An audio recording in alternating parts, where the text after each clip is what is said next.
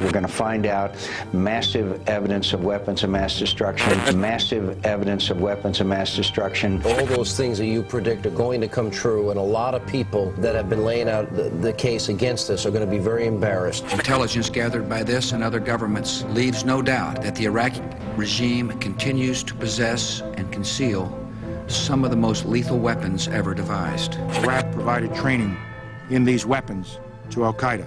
Listen, these folks are determined. These are killers. They chop people's heads off. They're getting money from around the world. They're getting recruits.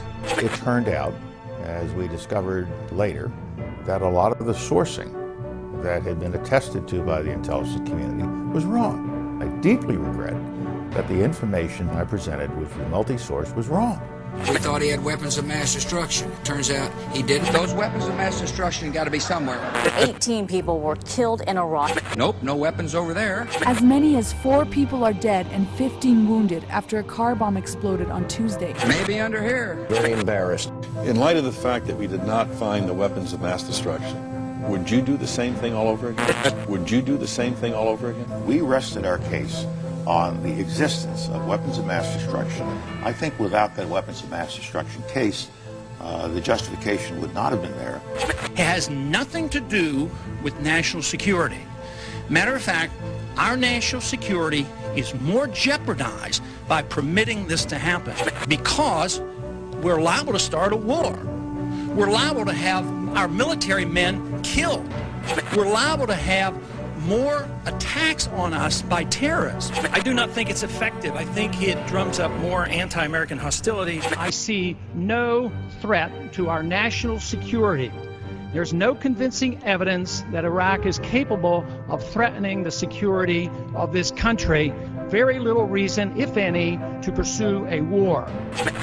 The Iranians have repeatedly said they want to wipe Israel off the map. Take military action to keep Iran from having a nuclear weapon. You have to take whatever steps are necessary to break its capacity to have a nuclear weapon. The Iranians are the existential threat to the state of Israel. Without a shadow of a doubt. Leaves no doubt. Iran will take a nuclear weapon. They will use it to wipe our ally Israel off the face of the map. It's another Iraq coming. There's war propaganda going on. To me, the greatest danger is that we will have a president that will overreact. Washington's enemy is an enemy that doesn't exist. This wild goal to have another war in the name of defense is the dangerous thing. But there is nothing that indicates that Iran is really building a bomb. They produced information that led you to believe that, but they have no evidence. We might not be able to trust the IAEA. They say that the source is actually a single source. The sourcing was wrong. Will not tell us where that source is coming from at all. The provenance of that source has not been established. Just like we did in Iraq, build up the war propaganda. There was no Al-Qaeda in Iraq. Okay. It's time we quit this.